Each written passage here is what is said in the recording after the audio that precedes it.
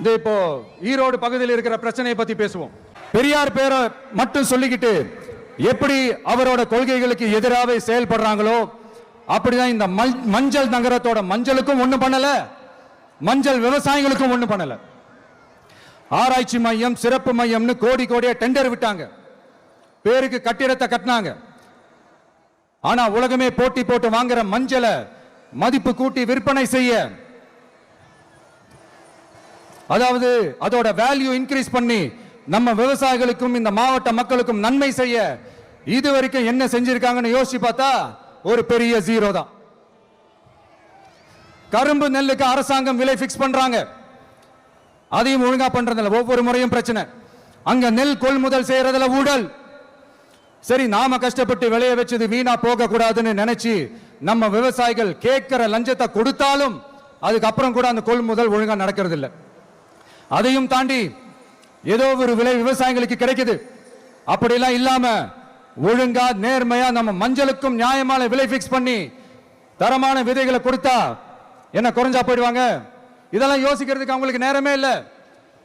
24x7 அவங்களோட யோசனை என்ன தெரியுமா? இந்த விஜயை எப்படி முடக்கலாம், தமிழக வெற்றி கழகத்தை எப்படியெல்லாம் முடக்கலாம், அப்படிதான் அவங்களுடைய சிந்தனையே 24x7.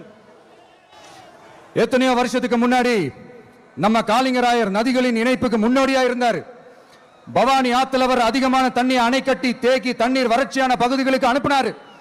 ஆனா இன்னைக்கு இவ்வளவு நவீன வசதிகள் இருந்தோம், இவ்வளவு சயின்ஸ் வளர்ச்சிகள் இருந்தோம், இவ்வளவு டெக்னாலஜி வளர்ச்சிகள் இருந்தோம், அவங்க வாக்குறுதியில் ஒண்ணு கொடுத்தாங்கல்ல, பவானி நொய்யலாறு அமராவதி 6 இணைப்பு திட்டத்துக்கு ஒரு துரும்ப கூட கிள்ளி போடல. வாக்குறுதி நம்பர் 103 சொன்னாங்களே, செஞ்சாங்களா?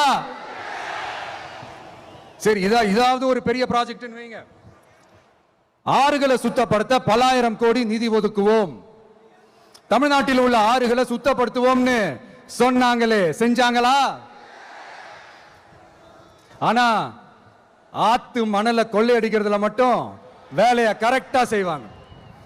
இதை நான் ஏன் திரும்ப திரும்ப சொல்றேன்னா, மக்களே நீங்க புரிஞ்சுக்கணும். கொஞ்சம் மசந்தா மற்ற மாவட்டங்கள்ல மணல் காணாம போன மாதிரி, மலைகள் காணாம போன மாதிரி, நம்ம மாவட்டத்தில் தனி வளத்தை கொடுத்த செம்மண்ணும் காணாம போறதுக்கு வாய்ப்பு இருக்கு மக்களே. நம்ம மண்ணுக்கும் நம்ம ஆத்துக்கும் நம்ம விவசாயிக்கும் தான் இந்த மோசமான நிலைமை. அதனால ஏதாவது தொழில் செஞ்சு பிழைக்கலாம்னு பார்த்தா அதுக்கும் எங்க விடுறாங்க? தொழில்னு பார்த்தா 30%